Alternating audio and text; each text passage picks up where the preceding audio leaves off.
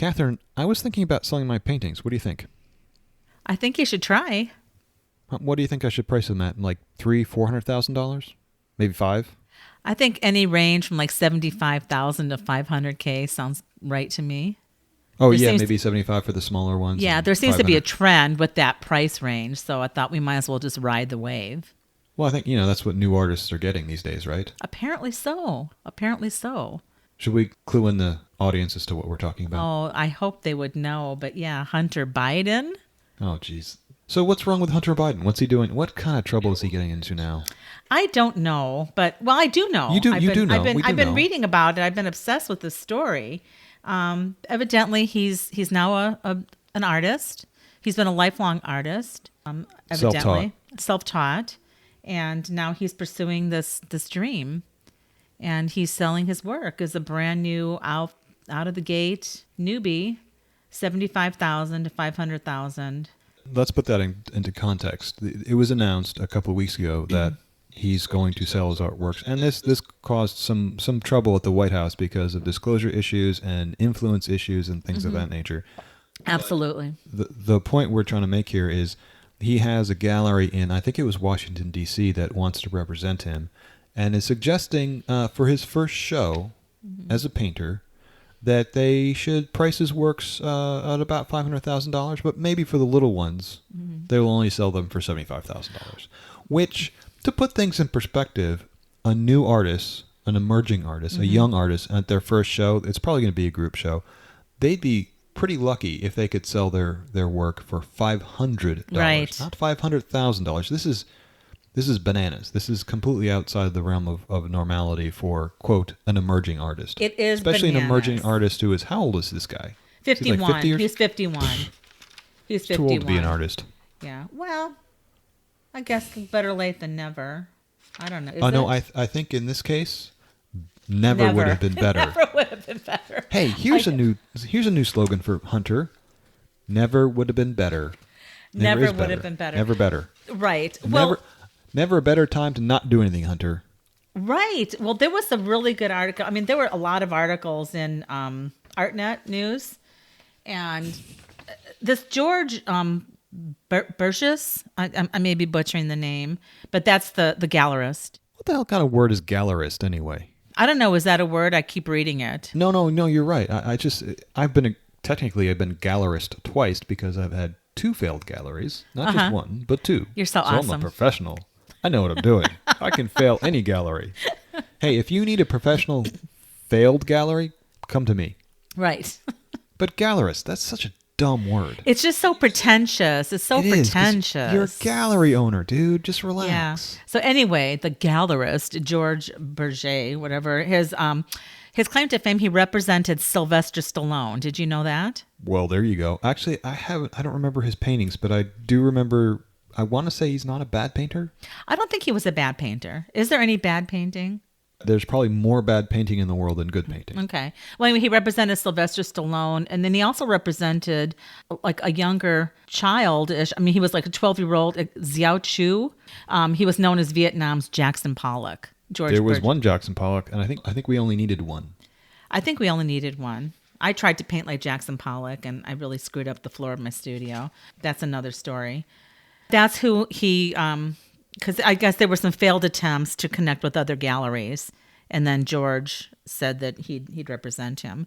And good on them. I mean, they're moving forward. There is going to be evidently a No. What, No. no? Not good on them. Oh, Bad okay. on them. They are abusing the world. This is abuse. Artistic abuse. It's monetary abuse. It's artistic abuse. It It is. could be political abuse. It could be selling influence, which is kind of illegal. All of those points you're making are absolutely on my list, for discussion.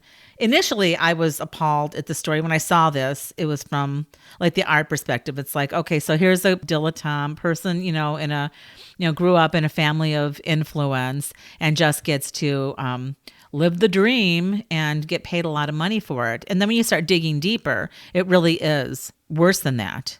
Dark. It is. I think it is fairly dark. I think like what you're saying, political ramifications. Let's break it down. Like, let's deconstruct this, James. Because initially I was just irritated that, He's just like walking away from his law practice. Now he's an artist. And looking at the work, I don't know, what one of the artists, Go ahead. I mean, I can clearly tell you 100%, this is not art. It's painting, and it's not terrible painting, but it's the kind of painting that you would expect from someone who's been painting for a few months. First of all, it's non-objective. So he's not even trying to paint anything realistic, which is kind of that's a pretty low bar. There's nothing interesting about the paintings. This is something that pretty much anyone can do. I would say he had his creative ability, his painting ability is not 0, but on a scale from 1 to 10, it's probably about a 2. There's a mild level of competence here. And it could become something, but it's nothing yet. There's no interesting forms. It's mostly dots. There's no interesting colors going on, but it's not a complete train wreck either. I agree. A Brooklyn-based artist, William Pajita, was in an NPR article on July 14th, and he said he was trying to describe his art. And he basically, to quote Pajita, he said, abstract patterns with geometric designs laid on top of those, occasionally suggesting a figurative element. I didn't see any figurative elements at all. I think he's stretching that one a little bit. And then his next statement, he's like, well, discussing the aesthetics of Hunter Biden's work is sort of a rabbit hole. It may not necessarily help get us to why the paintings would start at $75,000. So he was being generous on one hand. He's trying to not anger the art gods. Right. The art gods. The Gallerists Gods. It was a great article. And I'm just blown away. It's almost like you're speechless. Right, because others have described his work as generic and inoffensive hotel art. That's an excellent description for it. I thought it was fabulous. If he came to me, if I still had the gallery, and I was having a group show, and there was a spot on the wall that was open, I'd have him in, and I'd say, yeah, you should probably price those at maybe $20. Mm-hmm. Right. These little pieces that are just basically kind of color fields. Because there's nothing there. But, if someone wants a little decoration, just put it up there. Or if they have a hole that they need to patch up on their wall, they can buy it for that too. Like something to cover some spackle, like a bad spackle job. So that would be my suggestion. Mm-hmm. If you have a hole in your wall or a crack or something you're wanting to cover, this would be a good place to put Hunter Biden's work, especially if it's like in a closet or somewhere that people won't usually see it.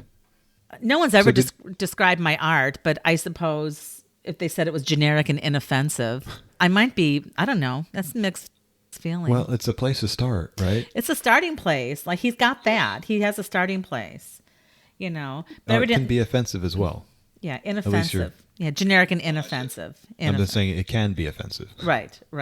You might be better off being offensive than hotel inoffensive. art. Right. Well, I felt like then, when we did in the last episode, I talked about, or the episode when you're like getting high to create art or whatever, and I talked about you were getting high. Yeah, throwing pieces of mushy stuff that we created, almost like this faux impasto paste, but throwing it and we sold all of that, and that was, I'm sure it was generic and inoffensive. But we didn't sell it for $75,000. Well, it wasn't even real estate art maybe as well. It might have been like $7. And real estate art, I would think, is kind of next door neighbors to hotel art. Right. It's just a notch above, like going to Michael's and pulling something out of a bin. So I'm thinking that perhaps you and Hunter could get together and have a show. Seems like you've got the right artwork for it. I don't have the right connections politically. I mean, there's no way he wouldn't talk to me.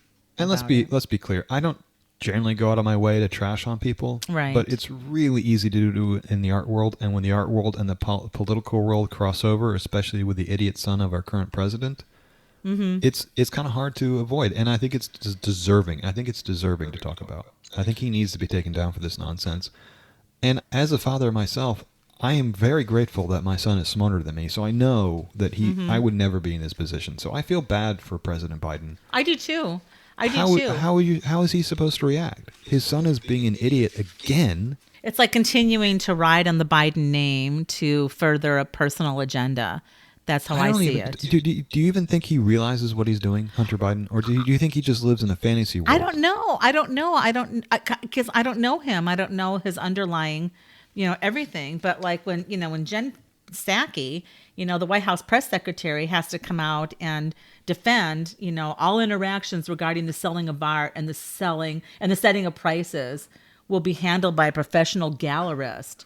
adhering to the highest industry standards. Well, what are the industry standards? I did a deep dive into some of the industry standards, and some of them are pretty weak. Some of them are pretty dark. Do tell. There was a hard-hitting Senate report detailing how art dealers and auction houses have evidently undermined U.S. sanctions against Russia. In 2014, then President Barack Obama had, imposed sanctions, and evidently there was a couple of brothers who spent $18.4 million in art after being put under the sanctions that then President Obama put forth. So there was actually some work done in Congress. There was a bipartisan report by Senators Rob Portman and Tom Carper, who looked at the opacity in the art world and saying, this has to stop in terms of the ability to avoid sanctions, possibly, launder money. I was just intrigued that actually, it was bipartisan, but they were saying that it was shocking. It was shocking that U.S. banking regulations don't currently apply to multi-million-dollar art transactions, and they can't let that continue, they said. The art industry currently operates under a veil of secrecy, allowing art advisors to represent both sellers and buyers, masking the identities of both parties. And as we found, the source of those funds. And so, the White House and, a lot of the critics of this Hunter Biden scenario have been, they can be ingratiated. They'll probably want to buy it. I know the gallery is going to great pains to blind, I guess, the identity of the purchasers. But there is an auction process. They said they're going to kick out any really wacko bids. Well, what's wacko? I mean, if you're going, that's not a term of art. They didn't say that. But, I understand. It's okay. You can editorialize a little bit on your own. But I mean, isn't it wacko? It's $75,000. I mean, how much more wacko do you have to get? Starting. They actually, the first price they threw out was $500,000. And then they didn't backtrack, but they said, I think in an effort to entice the poor people to come in and buy art, the smaller pieces will start at $75,000. Right, but there was one piece that it was a range of like $75,000 to $90,000. So is there an auction process? I mean, are they going to? These aren't the prices they're selling for. This is the prices that the gallerist wants to put on them when he puts the show up. Okay. So he's trying to push the price up as high as he can. And let's be totally frank, we know anyone with a quarter of a functional brain can see that this has nothing to do with, quote, the art. It is just selling influence, and it's selling access to Hunter Biden. You're not going to be owning a piece of artwork. You're going to be owning a piece of paper that Hunter Biden touched. Mm-hmm. Hopefully, unless he's got a crew of people doing it for him. No, I think he's doing. He said it's like, the one thing that I liked reading about some of his commentary was he said that it's kind of been a lifeline for him. And I can appreciate that. I can appreciate but is that genuine, or is he just reading a line? I don't know. I mean, again, we don't know him. So I guess, being someone who's, I just call it vomiting on canvas when I paint often, but sometimes you just get in the mood. It's not even a muse. It's just like I need to do something, and I start doing something, whether I'm writing, but sometimes I get a more of an emotive experience when I'm painting. And he said, one of his quotes was like, painting is literally keeping me sane. And, quite frankly, I kind of get that. I mean, if that works for him, I mean, it's better than doing drugs. Anything that keeps you sane and not doing drugs. He said it's keeping him away from people and places where I shouldn't be, he said. But yet this other article I found. I don't buy that. No. Absolutely. It seems like hyperbole to me. I think the first statement was probably cool, but when it's like it's keeping me away from people and places where I shouldn't be, how is this involvement with this gallery doing what they're doing not some sort of obvious behavior that gets him exactly right back into the situation like when he was in Ukraine? Running a gas company in Ukraine? Right. I mean, to me, it's like, is this like some compulsion? Is this a repetitive behavior? Like, what is this? It just strikes me as he's living in a dreamland where, without any experience, he just gets paid $500. Was it? I don't remember how much he got paid to be on the board of that Ukrainian. It was like gas $50,000. Oh no, it was much more than that. Oh, but there were like some. I don't know what. I saw that figure in my research. I have so much stuff on this table now. I can't even find what I wrote. But go ahead. I have multiple. Yeah, but he had no business being there, and why did they hire him for the board? Because his father at the time was vice president of the United States. Right. Oh, I think it's pretty obvious. And I think it's pretty obvious that people buying this work Well, anyway, I think it's pretty obvious that He's living in a fantasy world where people just throw hundreds of thousands of dollars at him, and I guess he thinks it's normal now because it's happened all of his life. So anyway, he was saying that he wasn't comfortable referring to himself as an artist, and now he is. Yeah. Oh, now he is. Now he is. Yeah, now he is. What changed? I guess finding a gallerist to represent him and charging $75,000 as a starting point. I don't know. That would change. I mean, I guess. Duh. But would you? The whole it does throw him back into this international scene of intrigue and backdoor influence peddling, because it doesn't matter how you can say all you want that there's going to be no influence, except once the person buys the work, all he has to do is post it to Instagram and you instantly know who bought it. There's no way to really block that. Yeah, you can put all these quote shields up so that you put a wall between the buyer and the seller so that we don't know who bought. The hunter never has to know who bought his work. That's complete nonsense. It is complete nonsense. The White House has to go on dancing around. This is the part I just can't get around. How can he do that to not only to his father but to his country as well? He's putting his profits ahead of his country. Yes, he is. That's how I see it. And and his father. I mean, it's two-tiered. I mean, I really think that it's obvious, that this work wouldn't have sold for that price unless, he wasn't the son of a sitting president. I mean, it's obvious. It's worth $20. Right. And he's using his influence and his position, a position he didn't gain by anything but birth, to extract money out of this system, which is a pretty dark system, as you were alluding to earlier when you were talking about how those Russians were buying artwork after the sanctions were put in. Mm-hmm. I was thinking this is like cryptocurrency. They're moving assets around they're moving their money around through the buying and selling of artwork because nobody can trace it, just like cryptocurrency. It's almost like if you're buying artwork for more than a few $1,000,000 or right. even a few $1,000,000 or $100,000, you're in a dark world now. The art world is not about buying and selling beautiful works of art that are emotive and have importance. It's just ways to transfer assets. Right. Or buy influence in this case. Right. They want to amend this Bank Act of 1970. Like I said, it's also known as the Currency and Foreign Transaction Reporting Act, to include works of art. So a huge Absolutely. loophole. It's loophole. Ridiculous. It's absurd. It is absurd. It's not depressing. That would be too much. Whatever, but no, it's like, and the White House needs to put its foot down. Someone in the White House has to grow a sack and just put their foot down and say, Hunter, you can't do this you just can't do this. Put him in a corner. Right. Send him to Guantanamo Bay. Well, he would be in good company there with some artists. Well, it's nice. Cuba's nice. It's in the Caribbean. Yeah, there's artists in Guantanamo Bay. But what I'm sensing is that the White House, that it's kind of like ignoring his behavior again. And did that work before. Well, they're not really ignoring it because they have to go out of their way to try to make it look like they can do something when they really can't. They can't control them. They can't control them. But they need to. No. One of the pieces I feel bad for President Biden. What's he supposed to do? This is his son. His last son. This is his last son, right? Everyone else dies around him. Yeah. Yes. I mean, he's got a pretty rough life. It's been horrible. It's just him. No, and I don't envy him at all. I have a lot of empathy for him, and I know he wants to support. And I'm sure Hunter Biden probably isn't a horrible. I mean, I'm not commenting on some who level he is a horrible person. I don't know what it's like, but evidently there's some sort of mindset that. He's either oblivious or he's taking advantage of the situation. Right. Either way is unacceptable.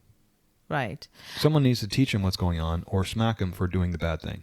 Right. And I mean, he cannot do this in absence of a political narrative, and to think that he could that's, I think, the biggest crux for me. It's like you can't do it in absence of a political narrative. Your father is president of the United States. The former administration had a lot of criticism, with the children of that administration doing things. I don't want to get into it, but well, it's like he's not on the payroll as far as I know. Right, he's not on the payroll. He is a private citizen. He's not an elected official. A lot of that. He's not. right-hand man or in the administration. But, but he still can't do this in the absence of a political narrative.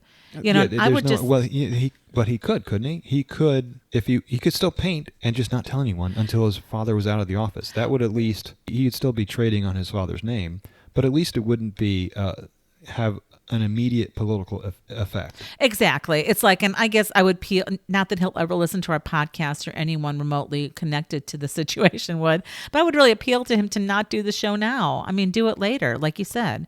Don't do it now. Don't do show now. Or if he feels like he needs to share his work, he can do it pseudonymously. Did I use that word right? Pseudonymously? A plumed, I can't say it. Like a pseudonym? A pseudonym. Mm-hmm. Pseudonym. Pseudonymously. Sorry. Pseudonymously. Yeah, I don't know what it is. He could show his work under an assumed name. Correct. Or he could set up an Instagram account through a third party that has nothing to do with him, that can't be traced back to him, and he can share his work that way without anyone knowing who he is. And then he will get the offers of not $75,000, but $75. Right. Or just, have a gallery showing with nothing for sale. Yeah, that's a good. Yeah. I mean, he could do the same thing, but there's this, I guess in Los Angeles, they are doing an invitation only in September. And then the gallery show, I believe, is opening in October or November, whatever, later this year in New York. It's grotesque. It is grotesque. I guess I've been doodling and doing art, and I'm doing the finger quote thing here, my whole life too. And I've sold a couple things, and maybe because someone either really liked it or they just knew me. You know what I'm saying? Am I an artist? I don't know. I like doing art. I like creating things. I like making stuff.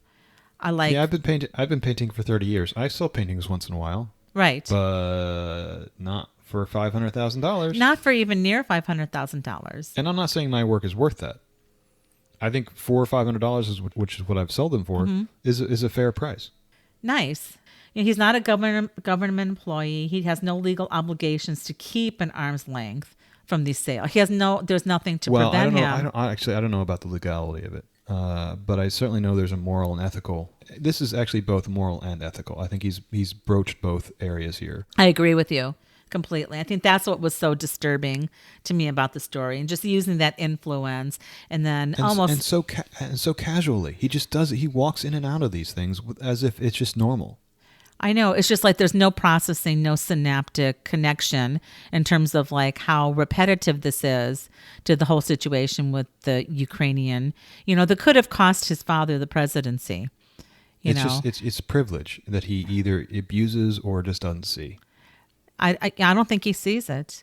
I don't. And I mean, kudos to him for finding an outlet to not, engage in other addictive behaviors that are harmful to your body, using whatever he was using. I don't follow his life story. It's not my business. But if this is like a healthy outlet. It is kind of our business now, though. Well, now it is. I mean, now that he's made himself a public figure, is a public figure. But, abusing his father's office. Yeah. I mean, kudos for like being able to express yourself on a canvas and do your thing. I mean, I'm okay with that. I would challenge you that he's actually expressing anything. Let's just say he is, because he said, if he's spending time doing it, that's fine. You could also watch Netflix. Probably get about the same amount. I do both. Value out of it. I do both. Yeah, I do both. Anyway, it was sad. It's done. Next. Yeah. No, just one thing I wanted to say. Just one last thing. William Schaub, who was the former head of the Office of the Government Ethics under the Obama administration, just said that any of the arrangements won't really fix the ethical dilemma. And his quote was, he said, "This has nothing in common with the blind trust, except that the White House is asking the public to blindly trust some art dealer and a bunch of unknown art buyers to keep the government ethical and to honor their secrets." That's a good place to stop on that. I mean, I don't know. I'm over it. It's a good turn of phrase. It's a good turn of phrase. Oh. Actually, on Colbert last night, I think it was Colbert, I saw a little clip. He talked about the invisible sculpture. Oh, did he? He did. He talked about the invisible sculpture and how the guy is being sued by someone who said he had the idea first. The Floridian? Yes. Yeah. We talked about that. Is he listening to our show and stealing I our don't ideas? know, but I just That felt like right bastard. up there in terms of media presence. It's like, yeah, okay, we're on the same Wow, page. he made the Colbert Show. I didn't even want to talk about that guy because I thought he was too small time even for us, but he made the Colbert Show. Mm-hmm. Wow, we're doing something wrong. Yeah, I heard that, a little clip of it. I didn't watch Colbert last night, but I heard a clip of it. And it's just like, oh, interesting. Yeah, some visible sculptures, white paintings, Hunter Biden. I mean, I don't know. It just makes you want to just put work out there and price it up and see if someone will buy it. Well, that's a whole different ballgame. If you want to make art, quote art. I don't make art. I paint. Mm-hmm. I paint, and I want to sell it so I can get some money because I like painting. I'm doing it anyway, and if I can sell it, and I think some people will like it. And I think honestly, it would look good in people's houses. So I'm like, I like making it, and it seems like it would be a good place to put in your home. Mm-hmm. So let's get together and trade some money. Right. That's why I do it. Now, if I was a much more negative person, or not, negative is the wrong word. If I was a user, if I was a narcissist, and I just wanted to extract as much money from someone as possible, Right. art is a good way to do it. Because if you can convince somebody, if you can make a painting, you take $100 worth of materials, and that's pushing it, worth of canvas and paint, and convince someone to give you $10,000 for it. That's a pretty good racket. That's a really nice markup. Even Apple doesn't mark up their products that much. Right. And Apple puts a lot more effort into their work. They do. They put a lot of I could effort. Damien Hirst, when he was in his youth, and he still does it, or he doesn't do it, but his minions do it. He still sells big square paintings. I think, let's say they're 4 feet by 4 feet, that look like Twister maps. You remember the game Twister? Yes, I do. I loved it. So you have a big white canvas with a bunch of colored dots on it. This is literally what he sells. Now, the colored dots in Twister, they're in rows of colors. With his, he just has a kind of meandering. Each color is a little bit different than the next one. Mm-hmm. In his youth, he used to make them himself. But now, as I said, he has his minions doing it. People that work for him. And he's still selling them for hundreds of thousands of dollars, even when he's not painting them. Wow. So that's the scam. That's a con job. It's like you're selling nothing for hundreds of thousands of dollars. That's really pretty amazing. Is that typical, though, of some artists like to farm out things? Like, I know ceramists do that periodically. When you get to that level, but ceramicists, you're dealing with the question of, are you talking about craft or are you talking about art? I would be talking about art. Because ceramicists can just be creating beautiful pieces that are craft, and they can have a studio, and it makes sense to, if they want to be able to put out a lot of pieces, if they're making a whole set of not cutlery, but dishes. Dishes, right. Like functional or pottery versus right. like an artistic. Yeah, functional pottery. Right. Yeah, So I it mean, makes I sense think, to have a studio. Yeah. Well, yeah, I would think that they would probably farm it out then, maybe in terms of It's not- functional. I don't want Henry Ford sitting there and making every Ford artisanally by himself, because the prices would go up a little bit. A lot. Yeah, A lot. to spend like $5 million for a car. Exactly. There's a point at which mass production makes sense, but at the top of the fine art world, you don't need mass production. No. You can do it yourself. It's not You like your can do time's it that yourself. valuable. Right. I told you I painted a white painting. Right, yeah. We've been over this. Not on the podcast. Oh, yeah. No. You should go back and listen. I did We listen. talked about it. I thought we talked about it. But no, I still have it. And I actually like it. I still like it. I might do more. Oh, boy. That's a little scary. So anyway, have we dissected this enough today? Yeah, I think we're done. I think we're done. Thank you. Okay, thank you. Catherine. Thank you. It was fun. Let's see what comes up next week. All right. Well, thank you, James. This was fun. It's great. See you next week. Okay, Bye-bye. bye.